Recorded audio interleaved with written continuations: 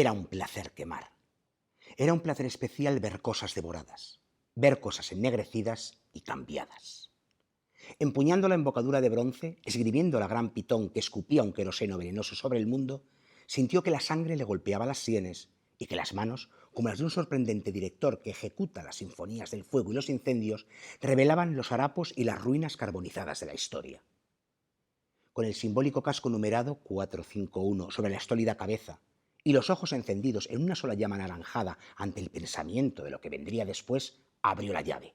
Y la casa dio un salto envuelta en un fuego devorador que incendió el cielo del atardecer y lo enrojeció y doró y ennegreció. Avanzó rodeado por una nube de luciérnagas. Hubiese deseado, sobre todo como en otro tiempo, meter en el horno con la ayuda de una vara una pastilla de malvavisco, mientras los libros, que aleteaban como palomas, morían en el porche y el jardín de la casa, mientras los libros se elevaban en chispeantes torbellinos y se dispersaban en un viento oscurecido por la quemazón.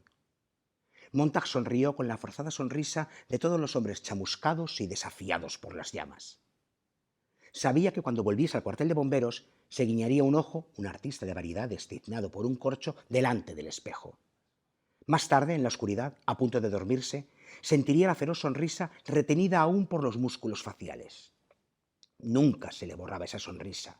Nunca creía recordar se le había borrado.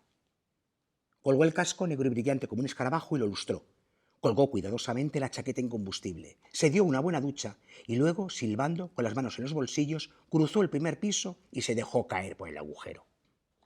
En el último instante, cuando el desastre parecía seguro, sacó las manos de los bolsillos e interrumpió su caída aferrándose a la barra dorada. Salió del cuartel y caminó hasta la estación subterránea. El tren neumático y silencioso se deslizó por el tubo aceitado y con una gran bocanada de aire tibio lo abandonó en la escalera de claros azulejos que subía hacia el suburbio. Dejó, silbando, que la escalera lo llevara al aire tranquilo de la noche. Se dirigió hacia la esquina casi sin pensar en nada. Sin embargo, poco antes de llegar, caminó más lentamente, como si un viento se hubiese levantado en alguna parte, como si alguien hubiese pronunciado su nombre. En aquellos tiempos en los que era tan fácil descubrir cosas, hablo de los años 80, cuando la programación infantil-juvenil de Televisión Española proyectaba a las 12 de la mañana de un sábado una película llamada Fahrenheit 451. Cuando era tan fácil descubrir cosas, uno se encontraba con una película que le abría un mundo y se ponía a buscar una novela firmada por Ray Bradbury que le abría ya, ni les cuento la de mundos que abre este libro. Terrible, ¿no? Quemarlos, lanzarlos a la hoguera. Los que éramos niños encantados por aquella serie de dibujos animados que adaptaba el Quijote de Cervantes, ya sabíamos qué terrible era una hoguera donde un cura y un barbero iban arrojando todo. Vale, pues igual los libros, esos en concreto, no le venían muy bien a Alonso Quijano, aunque le venían muy bien porque nacía en su mente y en su corazón Don Quijote de la Mancha. Pero bueno, pero tampoco hace falta quemarlos, apartarlos con que no los lea, con esperar a que recobre la cordura, que no sé si perder uno, como dice Cervantes, se le queda el seso seco por leer mucho. Bueno, don Miguel, no sería para tanto, si no, no le leeríamos a usted todavía ahora. Y aparecía esta maravillosa, aunque terrible, por supuesto, distopía, este libro que se publicó gracias a que Hugh Hefner, entonces un joven empresario, el creador de Playboy, dijo, venga, sí, te lo publico por entregas, porque un montón de editoriales lo habían rechazado. Les parecía que no tenía ningún sentido, que lo que contaba Ray Bradbury no llevaba a ninguna parte y que no. Pues sí, es el miedo, el temor, que por desgracia todavía tenemos que afrontar y que tenemos que enfrentar casi cada día. Alguien destruye la cultura, alguien quema libros, los prohíbe, los borra, los anula, los cancela. Menos mal que Bradbury lo defiende y aquí estamos nosotros ahí sí con la llama lectora para decir, vamos a por ello, adelante. No podrán con los lectores, no podrán con los escritores, no podrán con la palabra, no podrán con la literatura. Y en esos tiempos, en los que era tan fácil descubrir cosas gracias simplemente a encender la televisión, había muchas bandas sonoras en la casa.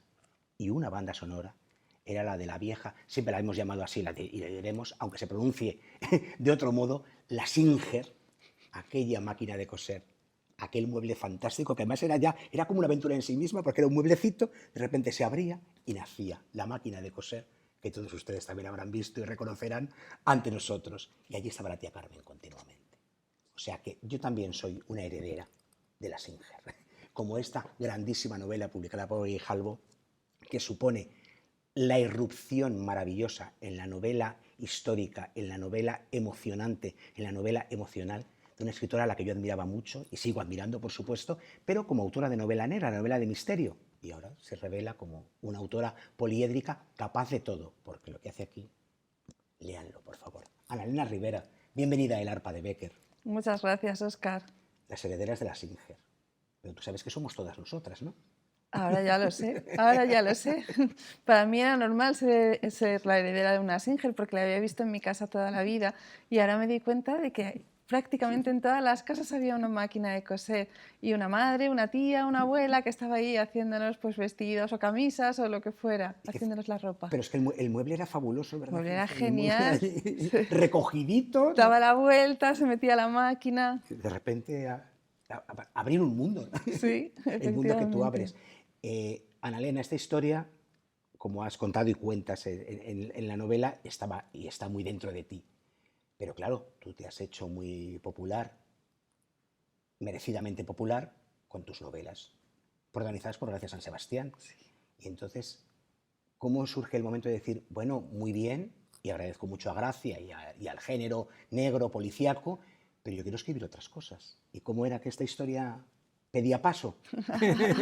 Pues esta historia yo creo que llevaba conmigo toda la vida, porque al final está basada en eso, en las historias que yo recuerdo que contaban mis padres, mis tíos, las vecinas, mi madre.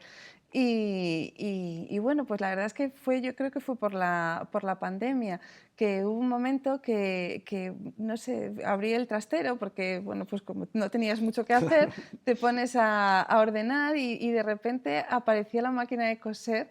Está, bueno, la mía en concreto está un poco deteriorada porque el mueble se apolilló, no lo tengo. Y la vi allí y es que me empezaron a venir cosas y cosas y cosas. Ya mis padres murieron, ya toda la gente que me contó todo esto, ya ninguno está aquí. Y me empezó a venir, me empezó a venir y empezó a salir. Empezó a salir y bueno, hasta que terminé. Que es lo mejor, además tú te hiciste escritora realmente, cuando la historia dice, estoy aquí y es un momento en el que no puedo moverme, entonces tengo que escribir, lo necesito, ¿no? Una vía de escape. Sí. Cuando yo por lo menos no pienso cuando me siento en el ordenador, voy a escribir una novela negra, voy a escribir una novela... No, de repente la historia empieza a salir y yo la cuento, yo escribo. Y salió esta, y no salió negra. Una novela tan compleja a nivel estructural como esta, porque la trabajas al tiempo en varios, valga la redundancia, tiempos. Pero es que encima cada tiempo también lo descolocas. No cuentas cada tiempo cronológicamente. O sea, has hecho un encaje de bolillos, ¿no? Cuando he dicho, te has puesto con la Singer ahí a coser y recoser. Sí, es que o sea, al final la novela son 4 generaciones y recorre todo un siglo, porque Exacto. realmente la primera generación empieza nace en 1922. Entonces, claro, cronológicamente no podía ser, porque había protagonistas que no iban a salir hasta el final. Y al final los saltos que va dando en el tiempo, ya que iba a saltar de todas formas en el tiempo, muchas veces van también por temas, ¿no? Sí, que lo que va explicando es porque pues, una madre se comporta así como una hija, ¿no? O bueno, por qué cada uno hace lo que va haciendo, ¿no? Es la forma de que vayamos entendiendo mejor a las protagonistas.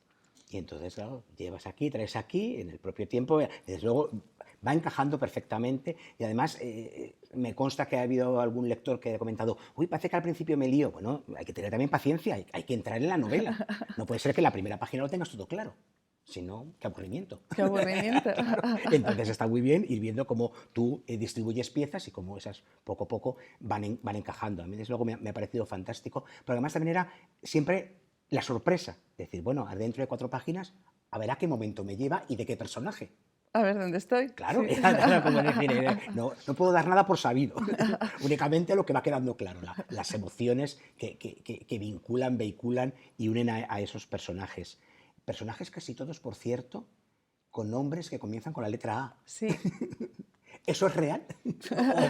¿O surgió así, que dijiste, bueno, les doy ese punto de unión? Eso surgió, o sea, bueno, yo realmente lo que busqué fue en cada década que nacen de los 10 nombres más puestos para niñas, ¿no?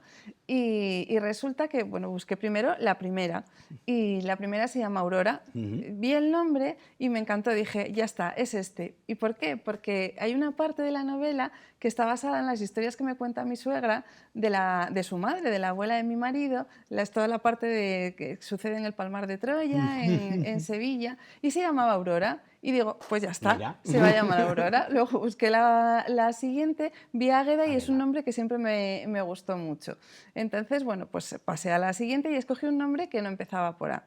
Pero cuando llegué a la cuarta, me encontré con Alba y se me ocurrió una idea para la novela, que no puedo desvelar porque si no hago spoiler. Y entonces dije, vale, pues venga, ya que sean las 4 por A. Y no quería que la tercera fuera por A porque el único de los 10 nombres más puestos es precisamente Ana, que es como me llamo yo. Claro.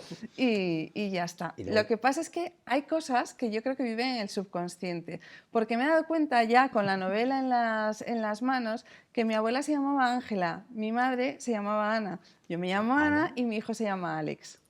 O sea, que al final... Pero no fue así, ¿eh? O sea, ya te digo, no fue así la decisión. Esas cosas que la literatura por sí sola... La magia, ¿verdad? la magia. Efectivamente. Y luego, como dices, empiezas a estructurar la novela y entonces son diferentes líneas temporales, son 4 personajes, cada uno va a ir contando su historia, pero como digo, empiezas a descolocar del todo piezas. Eso también te lo fue pidiendo la propia novela, según ibas avanzando, te decías...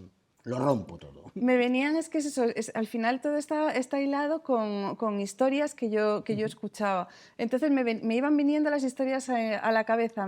Pues recordaba a mi padre, a mi tía Anita, a mi tío, y recordaba algo que él me había contado y me ponía y lo escribía. Y luego al final, pues prácticamente lo que dejé fue el orden en el que vinieron todas las historias a mi cabeza. Una tiraba de otra tiraba de otra, y así salió. No fue que escribiera la historia entera y luego la partiera y la descolocara. Además, con mucha naturalidad, porque es como son los recuerdos. Lo dice siempre alguien cuando escribe sus memorias, no puedo seguir cronológicamente, porque un recuerdo te lleva a otro, te vienes para aquí, regresas, en el momento, ay, esto de mí me nació, vino.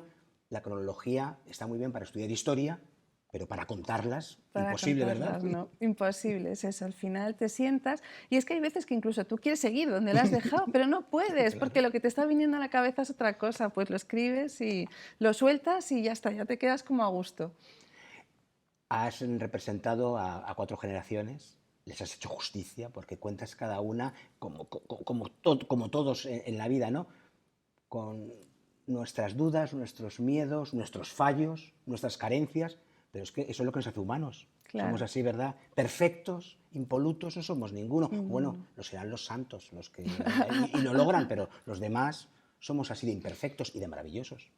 Totalmente. Yo lo que quería era escribir sobre mujeres, no, ni sobre mujeres buenísimas, ni sobre heroínas, ni malísimas. Al final son mujeres, pues bueno, que actúan pues según lo que les ha ocurrido, según lo que están viviendo, y a veces son mezquinas y a veces pues son muy generosas y bueno, en general se ayudan entre ellas, pero se ayudan de una forma que muchas veces es muy ruda y muy desagradable, ¿no? Y otras veces, bueno, pues se hacen un poco la puñeta también. Pero bueno, en los momentos importantes sí que hay un nexo de unión que incluso ni ellas mismas notan que la otra la está ayudando de lo mal que la está tratando, ¿no? Pero sí, al final son personas, y además personas que viven circunstancias, bueno, pues complicadillas, ¿no? Sobre todo las primeras generaciones. Claro. Y bueno, pues cuando uno está viviendo unas circunstancias tan duras es difícil. Le haces un homenaje a tu tierra. Sí. Claro, no puede ser de otro modo. Sí. Bueno, y además o sea, siempre se la hago en todas las novelas, cierto, claro. Pero incluso esta que tiene bastantes más ambientaciones, porque eso hay una parte importante en Sevilla y una parte importante en Madrid, pero es verdad que esta novela solo podría ocurrir una parte en Asturias, en la cuenca minera, porque esto que ocurre allí solo sucedió allí. Efectivamente. No hay... Y ese tipo de mujeres, ese tipo de personajes solo pueden darse allí y en la época en la que tú Y en esa época, efectivamente. Ana Elena, como digo, gracias Sebastián estaba ahí. Y los lectores felices y ávidos con tus historias policíacas estaban ahí.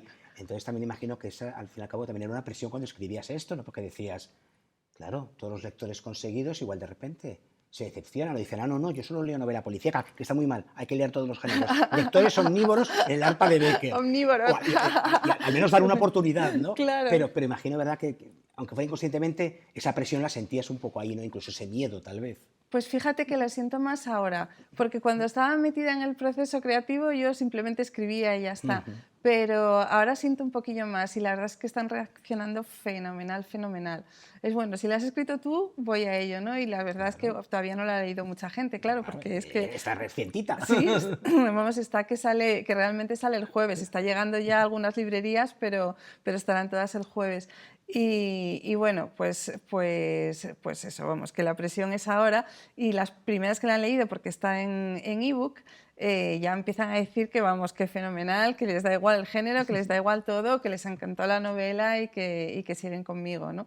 Claro, es que a posteriori pues hay autores identificados en un género, pero cuando el autor, la autora está desarrollando su carrera, no le podemos exigir ningún género, o que se ciña a ese género, a no ser que ella quiera. Claro, si tú hubieras querido seguir así, pues fenomenal, pero uno busca otras vías de expresión, ¿no? Sí, o sea, tampoco nunca he tenido así mayor intención de ser una autora de género en concreto, ¿no? Al final, pues yo cuento historias, las que salen y ya está. Claro, y en este caso estaban todas estas historias que tenían que contarse a ritmo de Singer. Porque es fantástico cómo consigues que la Singer sea un personaje más, a veces en el fondo en su rinconcito o allí, pero siempre una referencia que nos lleva de vuelta a la Singer. Sí, al final la Singer efectivamente es una protagonista más porque es desde el inicio de la novela hasta el final. Lo que pasa es que, claro, cada generación lo suyo, porque ya la tercera generación no cose, claro. y la cuarta, que nace en 1995, vamos, ni muchísimo menos. Pero sí que es verdad que ellas cuatro están marcadas por un suceso que ocurre al principio y que realmente el único testigo y casi la única prueba es la Singer, ¿no? Y al final, pues eso continúa con las vidas de ellas. Hay momentos en los que me he acordado de la soga de Hitchcock, Annalena, para bien. Porque igual que, ¿te acuerdas en la película? Está aquel arcón, que el público sabe lo que hay dentro del arcón. Tú aquí continuamente, a veces con mínimos detalles, nos recuerdas que hay una mancha en la Singer que no debería estar, o que hay una mancha que esconde un secreto, que el lector conoce y los personajes no. Y es muy bonito cómo esos detalles va salpicando la narración. Alguien que mira la mancha, alguien que se apoya en la mancha. Es muy bonito eso. Efectivamente, al final ellas, la vida de las cuatro está marcada por un suceso que ocurre al principio de la novela y que la única prueba y el único testigo realmente es la máquina de coser y lo sabe el lector y lo sabe una de las generaciones, pero el resto no lo desconocen, ¿no? Y realmente es que tiene peso en la novela porque sí que afecta muchísimo ese suceso a las relaciones entre ellas. Por eso la máquina nunca se olvida, ¿no? Por eso el lector va siguiendo todo el curso desde la primera hasta la última. Y además está muy bien porque es igual que tantas veces decimos, el escenario donde transcurre la historia define a los personajes, o el escenario es un personaje más. Es que la Singer es un personaje más. Y si la Singer hablase... Si la Singer hablase, madre mía, contaba más que el libro. Y la Singer de tu casa, la Singer de la mía, la de tantos y tantas herederas, ¿verdad? que contaría. Oye, hay otra cosa que me ha gustado mucho en la novela, que es el cariño con el que tratas a los personajes. Lo estábamos diciendo. Son imperfectos, como todos somos imperfectos. Pero no los juzgas, o sobre todo no los sentencias más de lo debido. Los expones y luego, pues claro, el lector, unos le caen mejor que otros y consigues algo fantástico, que es que en un momento dado todos nos caen bien y a todos nos comprendemos. Y en un momento, como ocurre en la vida, de todos nos separaríamos, a todos los miramos como es posible que actúe así una madre, una hija, una nieta, etcétera, etcétera. Y es muy bonito cómo equilibras, ¿no? Cómo no juzgas más de lo debido. Todos los personajes son muy humanos, o sea, no son ni buenos ni malos, pasan por sus circunstancias y bueno, pues actúan en consecuencia lo mejor que pueden y que a veces es mal porque actúan de forma mezquina y otras veces pues bueno, pues con un gran corazón, otras veces pues bueno, pues prestan su ayuda de una forma muy desagradable que el otro no entiende, ¿no? que se la está prestando y hay algunos personajes que es que al principio, cuando los empiezas a conocer, caen mal, caen verdaderamente mal, ¿no?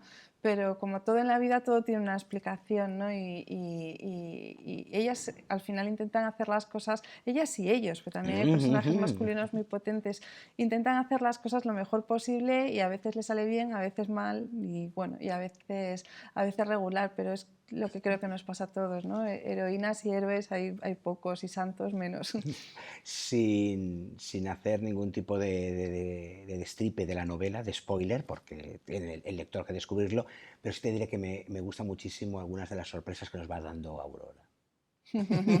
Porque es el personaje, digamos, que más enfrentas al lector, o con el que más enfrentas al lector, pero al mismo tiempo tiene sus momentos fabulosos ya de los últimos años, cuando eso dice, con lo que he vivido, con lo que he pasado, a su bisnieta, me vas a venir tú ahora a explicar, entonces es fantástico, ¿no? Sí, Ese sí. momento que se empeña en ir a ver al Papa Benedicto, que a partir de ahí además da un giro el personaje, que no contaremos desde luego, es genial. Sí, además hay una relación ahí entre ese personaje y la bisnieta, pues bueno, muy especial, ¿no? Que conecta mucho con el lector y es porque es un personaje que eso que al principio cae tan mal, que también necesitaba su oportunidad. Claro, Y para nunca es decir. tarde, nunca es tarde. Eso es buenísimo decir. Mientras hay vida y esperanza, pues ahí Efectivamente. tienes razón el refranero. Sí, sí, sí que la Claro, tiene. podemos aprender de los errores y podemos continuar o simplemente dejarlos a un lado porque ya pasaron. Porque ya pasaron y el pasado ya no existe. Claro, solamente existe esa Singer maravillosa, ese objeto al que venerar, que te digo, ya solo la portada, el título, a mí, como digo, claro, sintiéndome parte de esa generación, Eso. ya me he vinculado.